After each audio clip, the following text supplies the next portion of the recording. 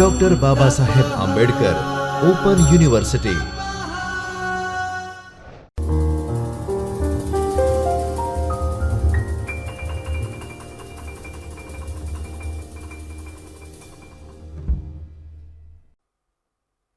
A very pleasant good morning who are currently watching to me. I Pragati Kachi and I welcome you at Chaitanya Studio at Dr. Babasaheb Ambedkar Open University. So we are on a lecture series of business law.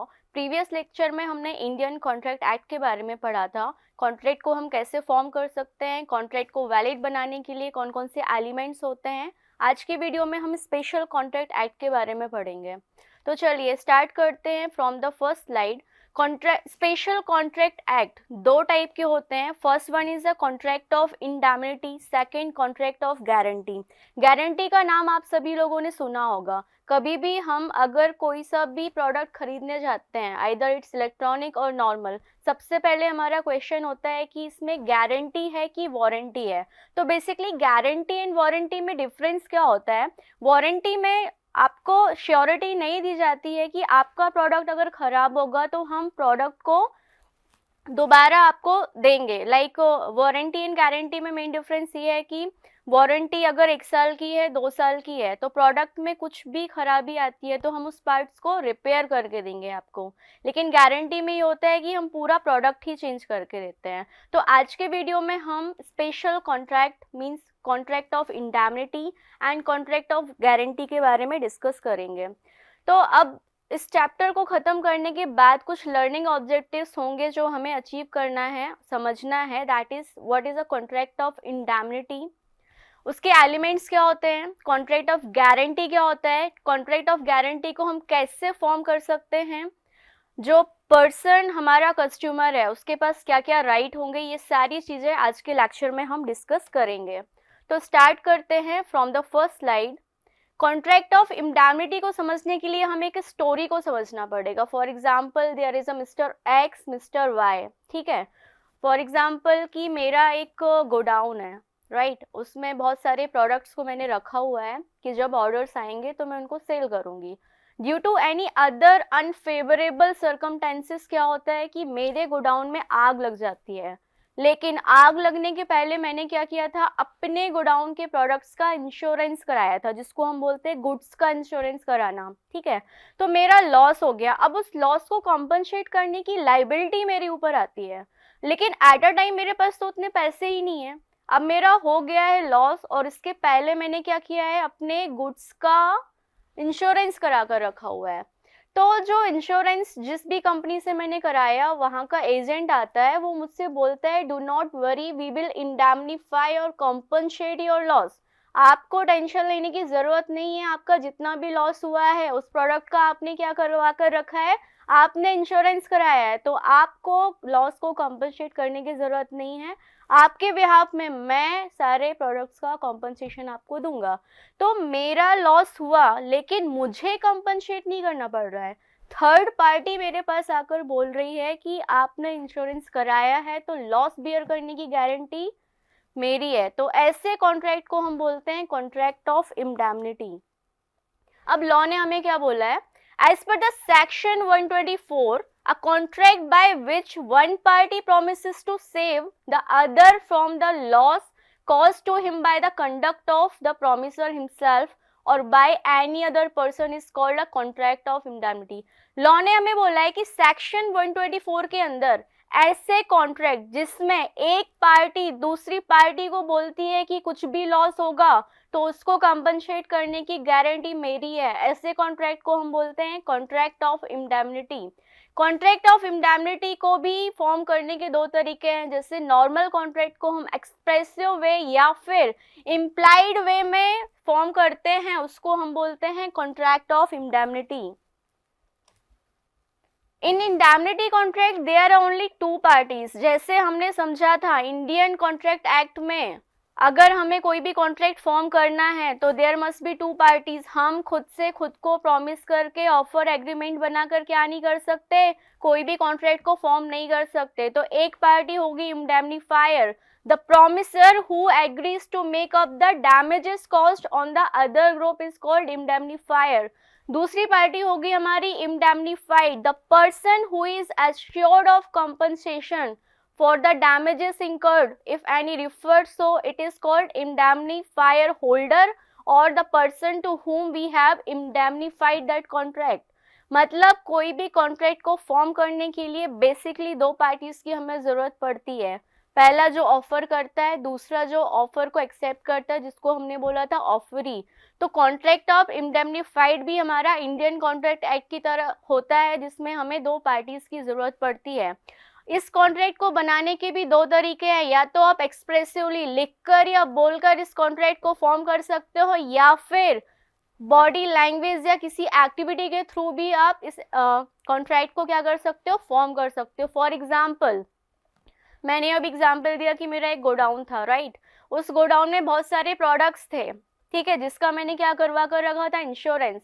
क्यों कराया था कि भगवान ना करे कभी ऐसा हो मेरे गोडाउन में आग लग जाती है तो मेरे गुड्स डिस्ट्रॉय हो जाएंगे, तो उसका कॉम्पनसेशन मैं अपनी जेब से नहीं दूंगी, इसलिए मैंने क्या कराया, उसका इंश्योरेंस कराया। तो पहला एग्जाम्पल है हमारा इंश्योरेंस ऑफ गुड्स, सब लोग कराते हैं जिनकी मैन्युफैक्चरिंग यूनिट होती है। Second, a promises to deliver certain goods to B for rupees 2000 every month comes in and promise to indemnify B's losses if A fails to deliver the goods। ये example है for mister x हैं, वो mister Y से contract करते हैं कि mister Y आप हर महीने 2000 रुपये के गुड्स आप मुझे डिलीवर कीजिए, लेकिन due to any other circumstances mister Y जो हैं वो अपनी ड्यूटी परफॉर्म नहीं कर पाते हैं। तो ऐसे कॉन्ट्रैक्ट को अगर मिस्टर वाई ने बोल दिया मिस्टर सी को कि अगर मैं एब्सेंट हूँ या मैं अपनी ड्यूटीज़ को परफॉर्म नहीं कर पाता हूँ तो मेरे बिहाफ में आप क्या करोगे, आप मिस्टर ए को 2000 रुपये के गुड्स हर महीने सप्लाई करोगे। तो ऐसे कॉन्ट्रैक्ट को भी हम क्या बोलते हैं, कॉन्ट्रैक्ट ऑफ इंडेमनिटी बोलते हैं। The basic element of contract of indemnity is there must be a occurrence of loss. अगर लॉस नहीं होगा तो वो कॉन्ट्रैक्ट इंडेमनिटी के अंदर नहीं आएगा। अब हम बात करेंगे element of indemnity of contract. Indemnity का मतलब आपने समझ लिया, there must be a loss of one party and another party will assure that I will compensate your loss. तो लॉस होना कंपलसरी है, तो फर्स्ट एसेंशियल कंडीशन है हमारी अक्योरेंस ऑफ सम लॉस। दूसरा है कि there must be a valid reason of loss, loss का एक वैलिड रीजन होना चाहिए। थर्ड कंडीशन है हमारी promise to make good the loss. एक पार्टी का दूसरी पार्टी से ये प्रॉमिस होना चाहिए कि आप हमारे लॉस को कॉम्पनसेट करोगे।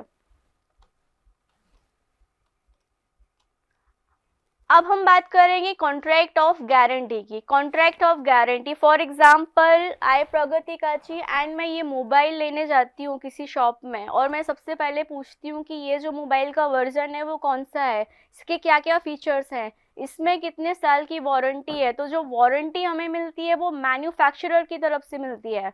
फॉर एग्जांपल इसमें 1 ईयर की वारंटी थी।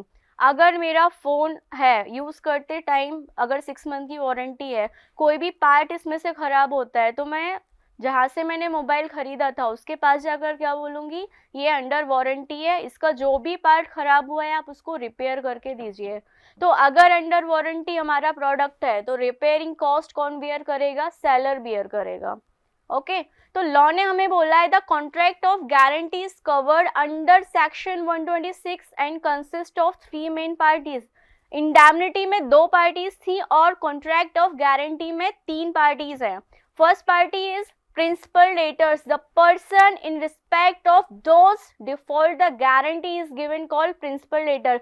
जिसके लिए हम गारंटी बनाते हैं उसको हम बोलते हैं principal debtor. Second, creditor, the person to whom guarantee is given called creditor। Third person होता है surety, the person who gives the guarantee is called the surety. हम इस कॉन्ट्रैक्ट ऑफ गारंटी को एक बेसिक से एग्जाम्पल के साथ समझेंगे। फॉर एग्जाम्पल कि एक मिस्टर एक्स हैं, ठीक है, उन्होंने कोई टेंडर लिया हुआ है, टेंडर का टाइम है कि 6 मंथ में उसको काम कंप्लीट करना है। तो बैंक से वो क्या करता है, कुछ अमाउंट ऑफ मनी आस्क करता है और गवर्नमेंट को बोलता है कि 6 महीने में मैं आपका काम ख़त्म करके दूंगा। अगर मैं आपका काम ख़त्म नहीं करता हूँ तो मेरे बिहाफ में बैंक एज अ गारंटर आपको श्योरिटी देगा कि टेंडर कंप्लीट कराने के लिए जो भी कॉस्ट इंकर्ड होगी, अगर वो पर्सन के पास उतना पैसा नहीं है तो मैं उनको कुछ अमाउंट उधार दूंगी ताकि उन्होंने जो टेंडर लिया है, जितना भी टेन्योर है उनका वर्क कंप्लीट करने का, वो कंप्लीट हो पाए। सेकेंड एग्जाम्पल है गारंटी ऑफ परफॉर्मेंस।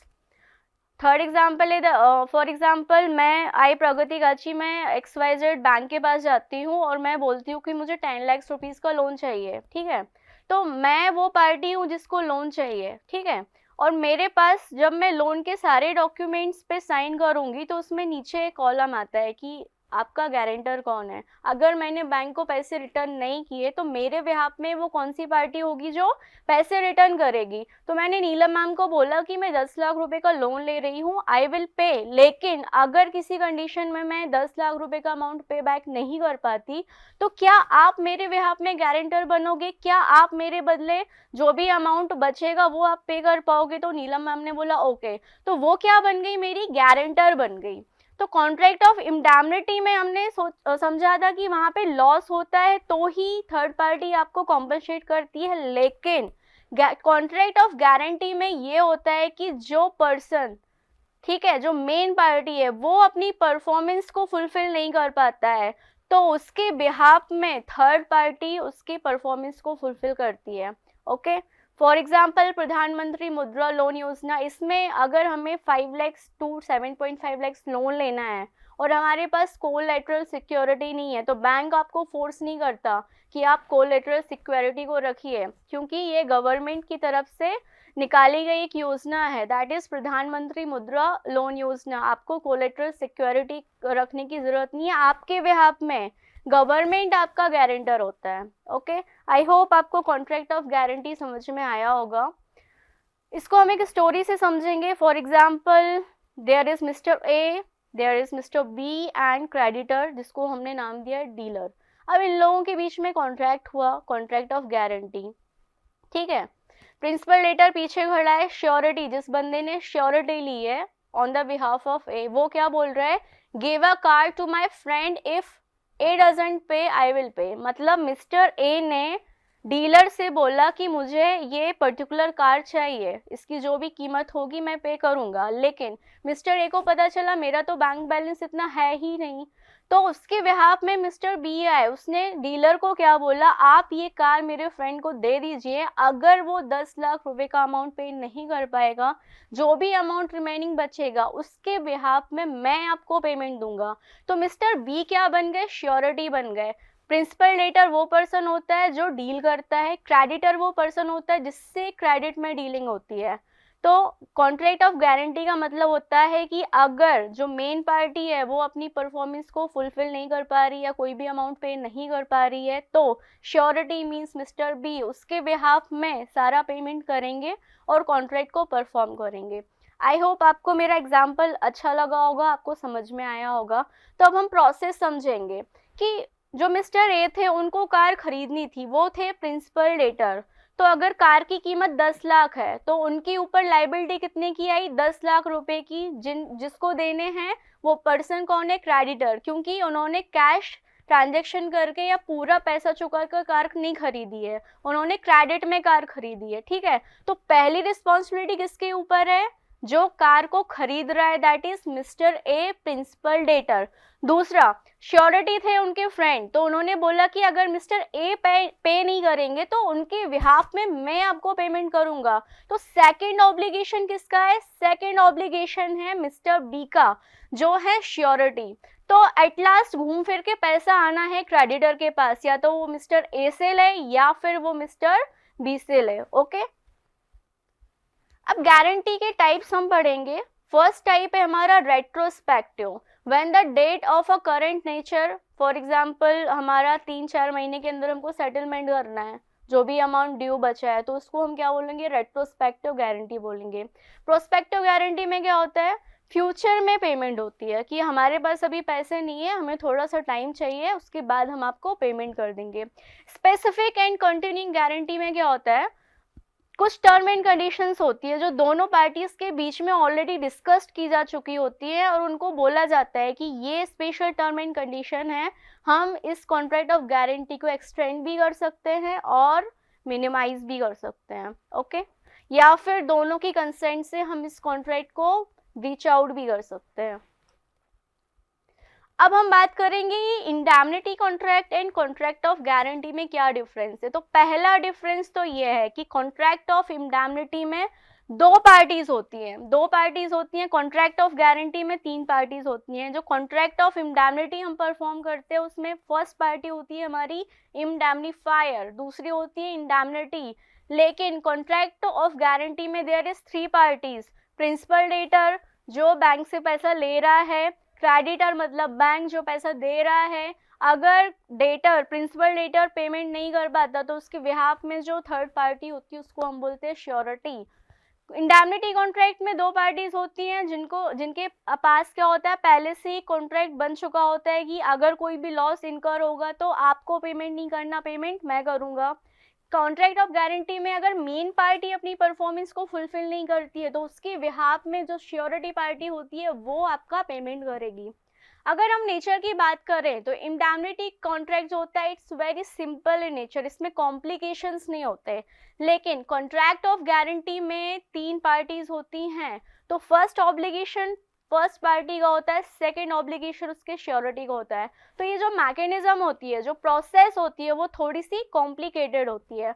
लाइबिलिटी की हम बात करें तो जिसने इंश्योरेंस कराया है अपने गुड्स का, जिस भी कंपनी से इंश्योरेंस लिया है तो उसकी प्राइमरी लाइबिलिटी होगी, मेन पार्टी की कोई लाइबिलिटी नहीं होती। लेकिन कॉन्ट्रैक्ट ऑफ गारंटी में ऑपोजिट है, जो प्रिंसिपल डेटर होगा उसकी प्राइमरी लाइबिलिटी होगी। अगर लोन पे नहीं कर पाता है तभी श्योरिटी पर्सन उसके बिहाफ में जाकर लोन पे करेगा।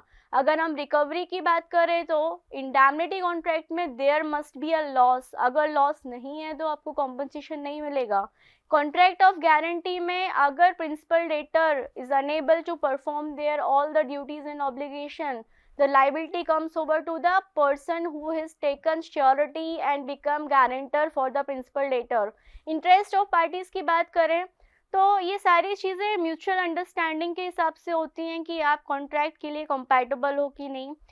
इंडैमनिटी कॉन्ट्रैक्ट बनाने के पीछे पर्पस ये होता है कि फ्यूचर में होने वाले लॉस को हमें क्या करना है, अभी से उसके लिए प्रोविजन बनाना है।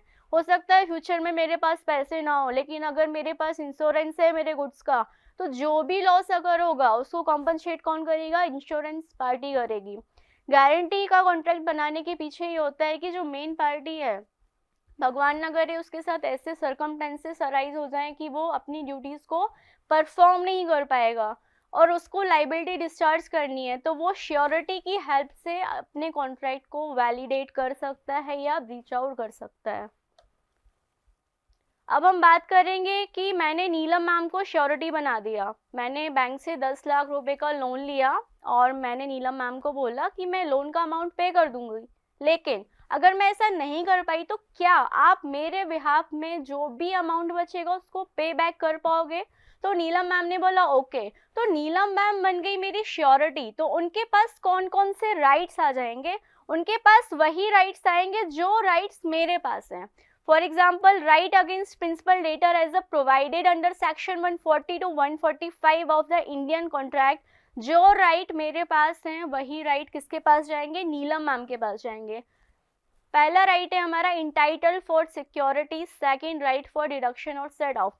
मीन्स अगर मैं पूरा पैसा रिटर्न कर देती हूँ बैंक को तो मेरा कॉन्ट्रैक्ट क्या हो जाएगा, कंप्लीट हो जाएगा। तो अगर नीलम मैम भी पूरे पैसे पे कर देती है ऑन बिहाफ ऑफ मी तो भी ये कॉन्ट्रैक्ट क्या हो जाएगा, खत्म हो जाएगा। दूसरा राइट अगेंस्ट को सिक्योरिटीज, अगर हम लोगों ने 10 लाख रुपीज के लिए कोई भी को सिक्योरिटीज या श्योरिटीज रखी हुई है तो मेरा राइट है राइट टू कंट्रीब्यूशन। मेरे पास कुछ पैसे कम पड़ रहे हैं तो मैं श्योरिटी पर्सन को बोलूंगा लाओ 2.5 लाख रुपए लाओ, बाकी 7.5 लाख रुपए का पेमेंट मैं कर रही हूँ। तो नीलम मैम भी ये सेम चीज कर सकती हैं। अब नीलम मैम को मैंने श्योरिटी बना दिया तो वो फंस गई इज लाइक कि अगर मैंने पेमेंट नहीं किया तो बैंक तो सीधा उनके पास जाएगा कि आप एज अ श्योरिटी पर्सन थे, अगर प्रगति पेमेंट नहीं करेगी तो आपको करना पड़ेगा। It's a legal obligation over you या फिर पैसे के बदले आप कुछ अमाउंट ऑफ सिक्योरिटी हमारे पास जमा कीजिए।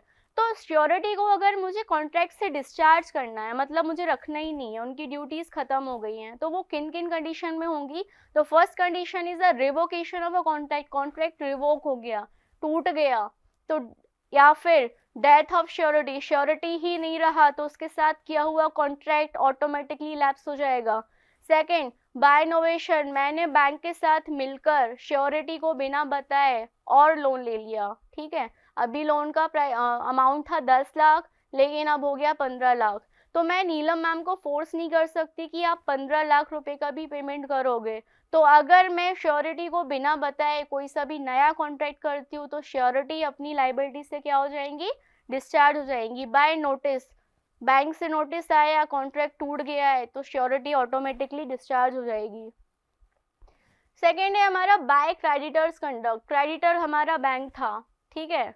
बैंक वालों का नीलम मैम से बहुत अच्छे टर्म एंड कंडीशंस थे, तो बैंक वालों ने बोला कि आप अगर उनके बिहाफ में अभी पेमेंट करते हो तो उनका कॉन्ट्रैक्ट ख़त्म हो जाएगा, उसके बाद हम आपको दूसरा ऑफर देंगे, आप हमारे यहाँ से 7.5 रुपीज़ का लोन लेंगे तो जो इंटरेस्ट रेट होगी वो कम हो जाएगी। तो क्रेडिटर्स के कंडक्ट से भी श्योरिटी अपने आप को डिस्चार्ज कर सकती है मेन कॉन्ट्रैक्ट के लिए।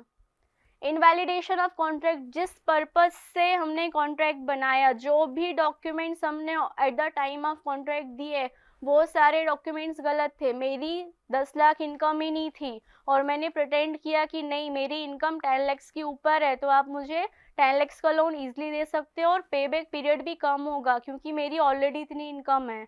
मैंने सारे डॉक्यूमेंट्स में सब झूठ झूठ लिखा। जब बैंक ने इंस्पेक्शन किया, उनको पता चला कि ये कैंडिडेट झूठ बोल रहा है और इसने हमारे साथ जो कॉन्ट्रैक्ट बनाया है ये वैलिड नहीं है, क्योंकि मैंने मिसरिप्रेजेंट किया खुद को और अपने डॉक्यूमेंट्स को, तो मेरा जो कॉन्ट्रैक्ट क्या हो जाएगा? इनवैलिड हो जाएगा, टूट जाएगा, ख़त्म हो जाएगा। तो मैं भी कॉन्ट्रैक्ट से डिस्चार्ज और मेरे बिहाफ में जो श्योरिटी थी वो भी कॉन्ट्रैक्ट से डिस्चार्ज हो जाएगी। आज की वीडियो में हमने contract of indemnity and contract of guarantee के बारे में समझा। दोनों कॉन्ट्रैक्ट को समझने के लिए हमें कुछ बेसिक से टर्म्स आने चाहिए, दैट इज रिवोकेशन। रिवोकेशन का मतलब होता है द ऑफिशियल कैंसिलेशन और डिक्री, डिसीजन और अ प्रॉमिस। रिवोकेशन को हिंदी में बोलते हैं टूटना। किसी भी सर्कमटेंसेस से दो पार्टीज के बीच में जो कॉन्ट्रैक्ट हुआ है, जो बातें हुई हैं, वो सारी चीज़ें टूट गई, उसको क्या बोलते हैं हम? रिवोकेशन। को श्योरिटी मीन्स नीलम मैम मेरी मेन श्योरिटी थी, राइट।